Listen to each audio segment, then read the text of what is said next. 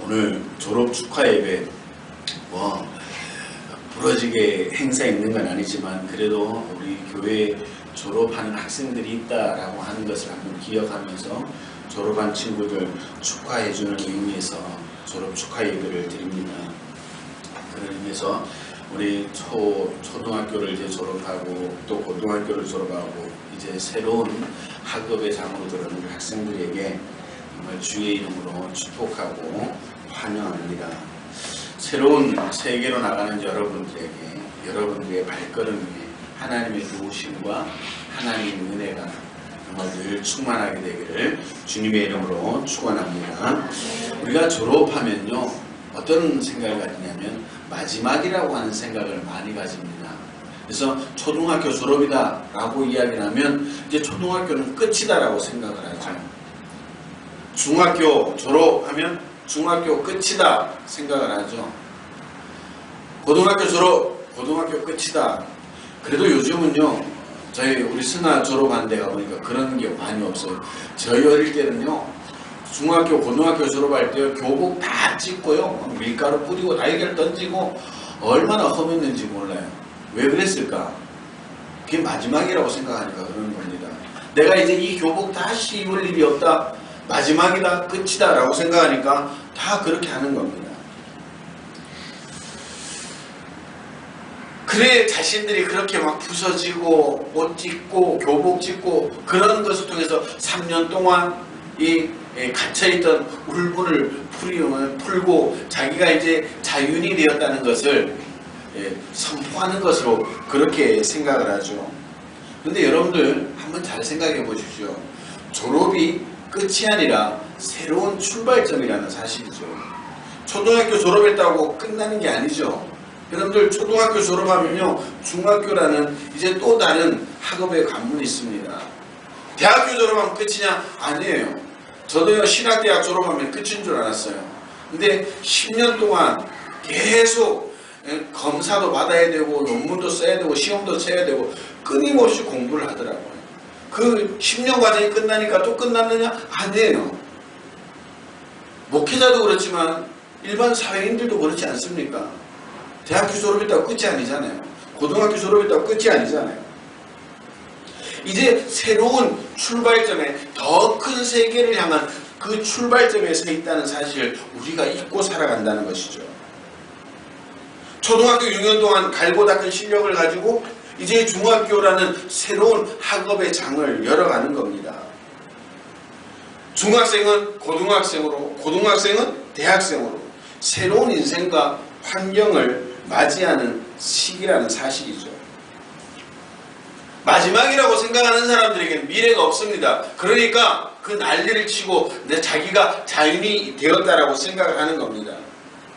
아무 생각이 없는 거죠.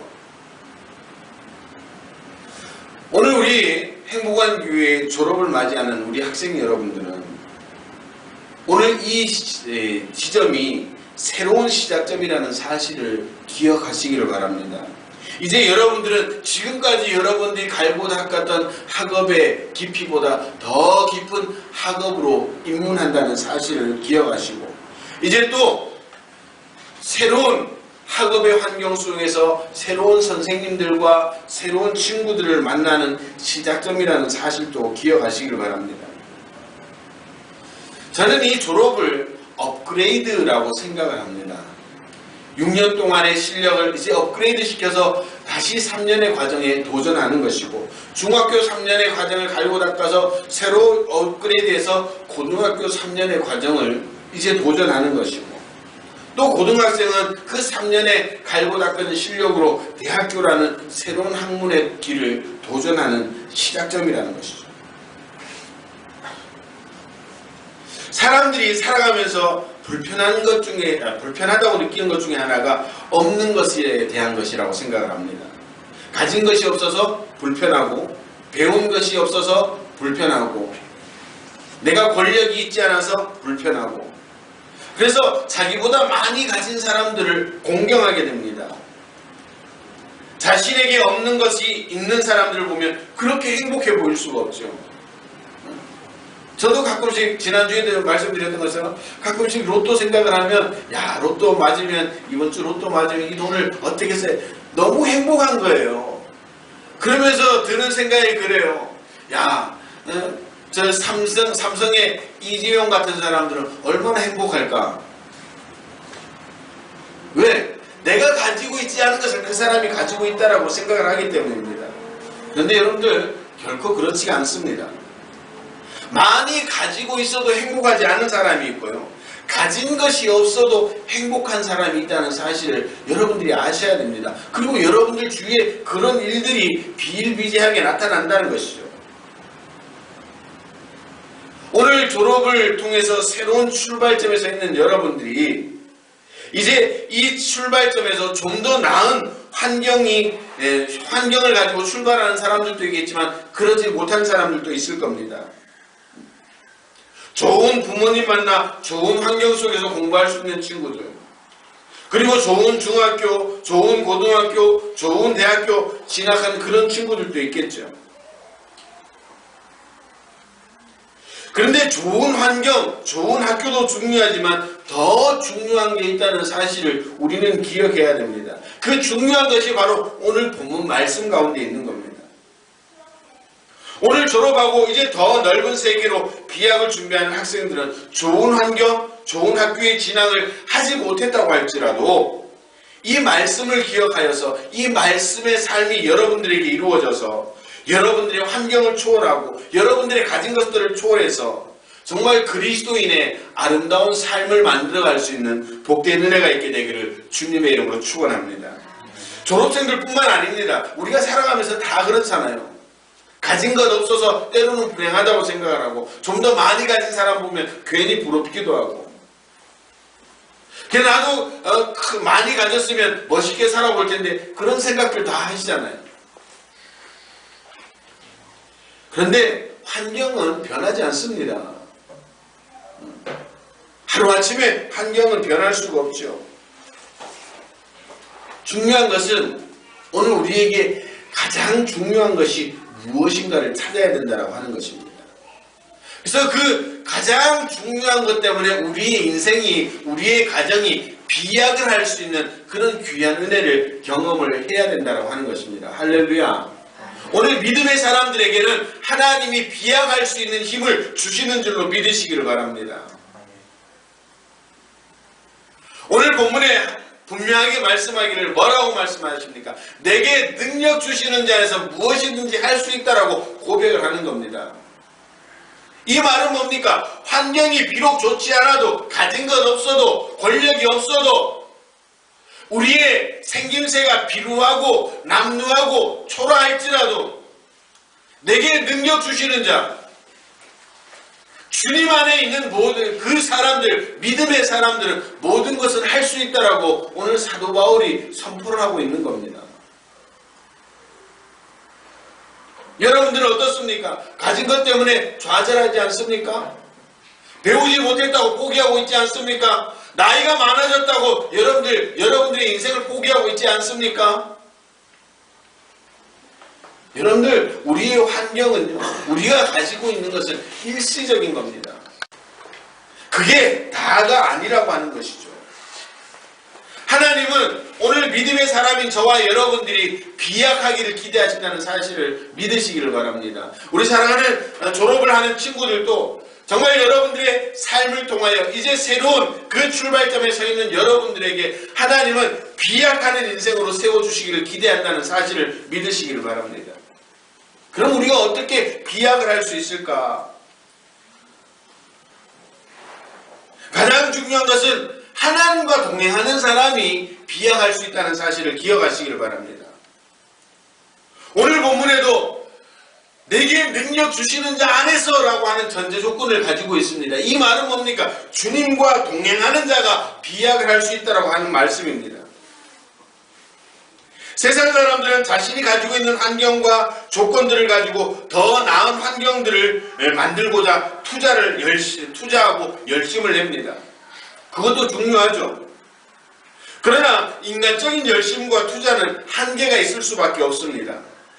성장할 수는 있어도 비약할 수 없다라고 하는 것이죠. 제가 언젠가 말씀드렸습니다. 탁월함이 뭐냐? 그 탁월함은 하나님과 함께 할 때 탁월함이 있는 줄로 믿으시길 바랍니다.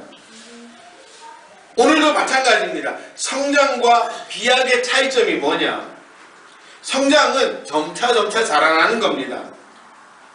이것은 평범한 사람이라면 누구나 다 겪는 과정이죠. 그러나 비약은 눈에 띌 만큼 갑작스럽게 성장하는 겁니다. 열심을 가지면 성장할 수는 있지만 비약을 결코 이룰 수 없습니다. 이 비약의 비결이 뭐냐? 바로 주님과 동행하는 것이다 라고 오늘 본문에 말씀하고 있습니다. 내게 능력 주시는 자 안에서, 내게 능력 주시는 주님과 함께 할 때, 나에게 능력 주시는 하나님과 함께 할 때 우리 인생은 비약할 수 있다라고 성경은 분명하게 우리에게 말씀하고 있는 겁니다. 주님과 동행하는 믿음의 사람들에게 불가능이 없습니다. 주님과 동행하는 자에게는 자신이 가지지 못했던 모든 것들을 소유하고 비약할 수 있는 그런 기회를 하나님께서 주시는 겁니다. 어떻게 해야지 그럼 주님과 동행하는 삶입니까? 주님을 기쁘게 하는 삶이 되어야 됩니다. 오늘 사도 바울이 이렇게 얘기를 합니다. 내게 능력 주시는 자에서 내가 무엇이든지 할 수 있다. 그 사도 바울이 주님과 동행하기 위해서 갈라디아 1장 10절에 그렇게 얘기를 합니다. 이제 내가 사람들에게 좋게 하랴, 하나님께 좋게 하랴, 사람들에게 기쁨을 구하랴, 그렇게 고백을 합니다. 이 말은 자신의 삶이 하나님을 기쁘게 한 삶이라고 자신있게 주장하는 겁니다. 오늘 저와 여러분들 함께 예배드리는 우리 모두에게, 특별히 졸업 예배를 드리는 사랑하는 모든 학생들의 삶이 방식이 된다면 사도 바울과 같이 이 지역사회에서 소문날 뿐만 아니라 세계를 향하여 비약할 수 있는 믿음의 사람들이 된다는 사실을 기억하시기를 바랍니다. 지금 내가 가진 것에 대해서 여러분들 초점을 맞추면 안 됩니다. 내게 없지만 내게 능력 주시는 그분에게 초점을 맞출 때 우리 인생은 비약을 하게 되는 겁니다.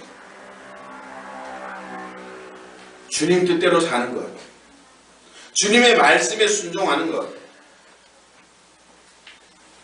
주님의 명령을 따르는 것, 너무너무 중요한 삶입니다. 그것이 바로 주님과 동행하는 삶이라고 하는 사실입니다. 오늘 저와 여러분들이 우리의 삶의 현장에, 우리 졸업하는 친구들이 이제 새로운 학업의 현장 속에서 말씀을 기억하고 그 말씀대로 여러분들의 삶을 살 때 그 말씀의 놀라운 은혜들이 임하게 되는 줄로 믿으시길 바랍니다. 제가 강조하죠.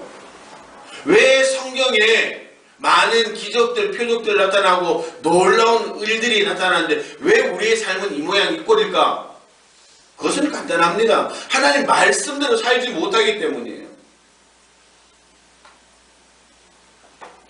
성경의 표현대로라면 오른뺨 때리면 왼뺨을 갖다 댈 때 거기에서 하나님의 능력이 나타난다는 사실이에요. 근데 우리는 어떻습니까? 오른쪽 한 대 맞으면 난 상대방 두 대를 때려야지 그래도 편하지 않습니까? 그런 삶 가운데는 기적이 나타날 수가 없다는 것이죠. 주님과 동행하는 삶이라는 게 뭡니까? 내 삶에 그 말씀을 실천하고 살아가는 것. 그것이 바로 주님 뜻대로 주님과 동행하는 삶이라는 사실이죠.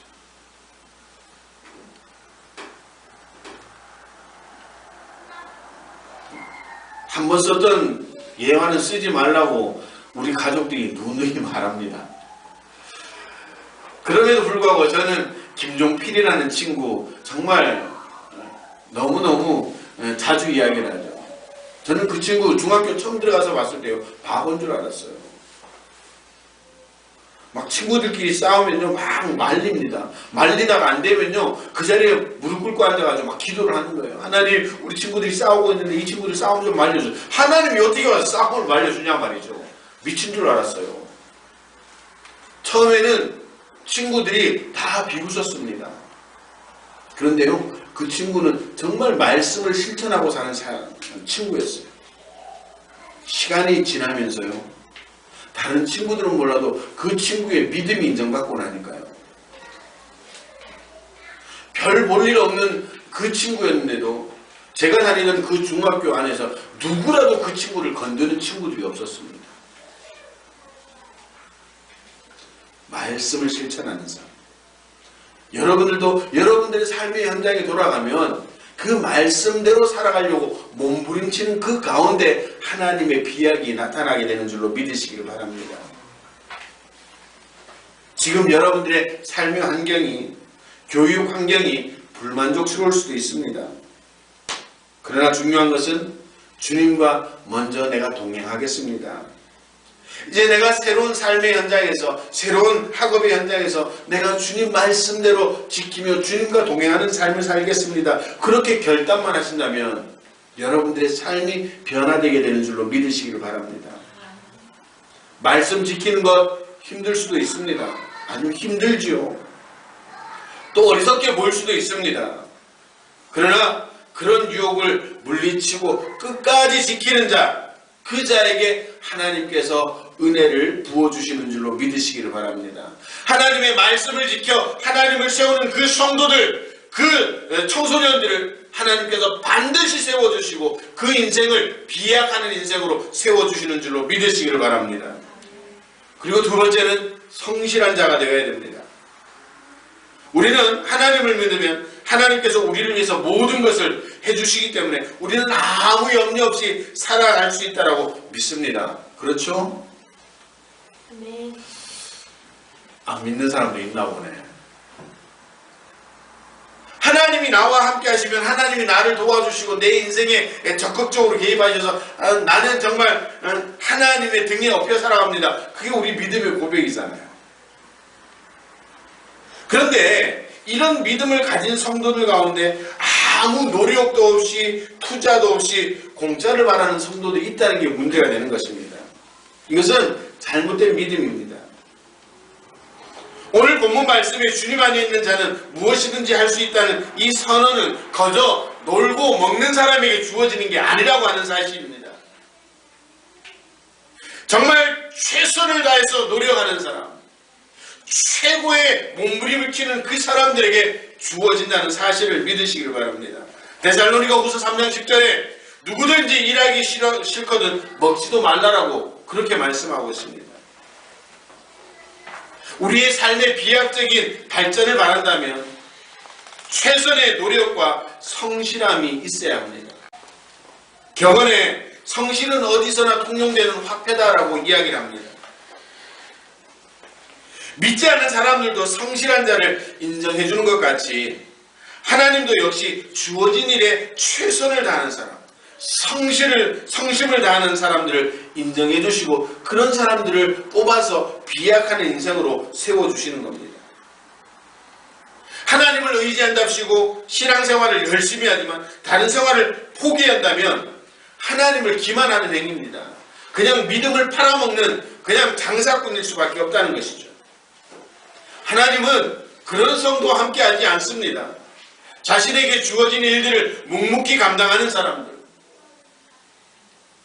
내가 섬기는 가정, 내가 섬기는 직장, 내가 섬기는 이 신앙 공동체 가운데서 내가 해야 할 일을 묵묵히 성실하게 견뎌내고 하나하나 이루어가는 그 성도들을 하나님께서 부르시고 세우셔서 그 인생을 비약적으로 세워주시는 줄로 믿으시길 바랍니다. 우리가 잘 알고 있는 달란트의 비유를 보더라도 그렇습니다. 얼마나를 가졌느냐 그게 중요한 게 아니에요. 얼마나 노력하였는가 그게 중요하다는 게 그 달란트 비유의 핵심입니다.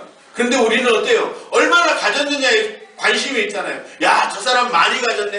저 사람 은혜를 많이 받았네. 저 사람 은사가 많네.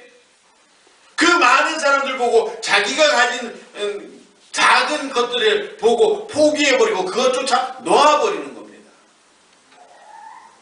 그런 사람들에게 주님은 뭐라고 이야기해요? 악한 종이라고 말하고 있습니다.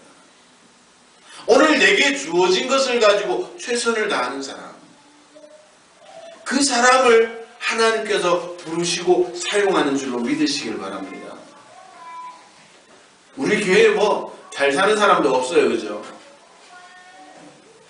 그러니까 뭐라 그래? 아이고 내가 교회를 해서 뭔가를 해야 되는데 할 게 없다고. 왜 할 게 없어요? 토요일날 와서 청소라도 해요. 청소라도.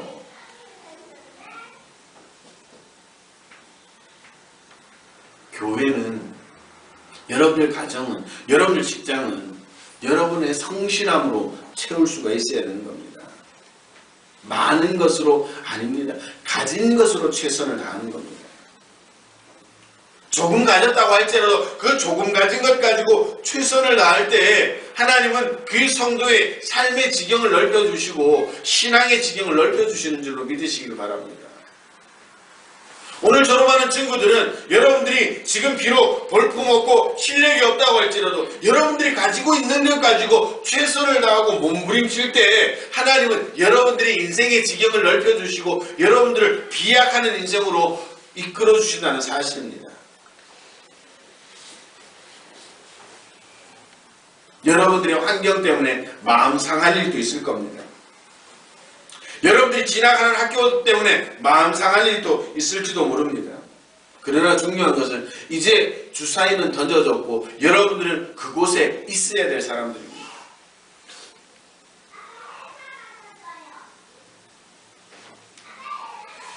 그런 얘기하죠.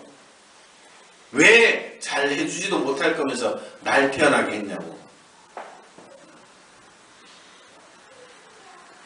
그것처럼 불행한 사람이 없는 겁니다.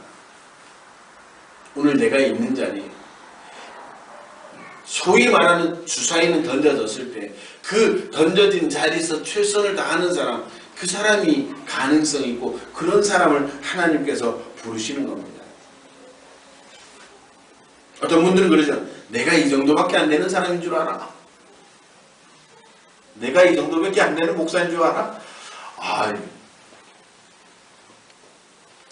그런 분들은 뭐예요? 지금 자기 삶이 불만족스럽고 거기에 최선을 다하지 못하고 있다는 것이죠.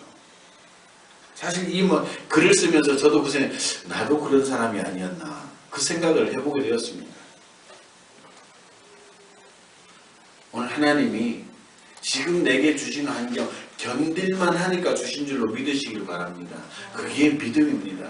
그렇다면 그렇게 믿었다면 이제 그 있는 자리에서 최선을 다하는 것, 성실하게 살아가는 것, 그것을 하나님은 요구하고 있다는 사실입니다. 여러분, 성실한 사람을 하나님께서 사용하십니다.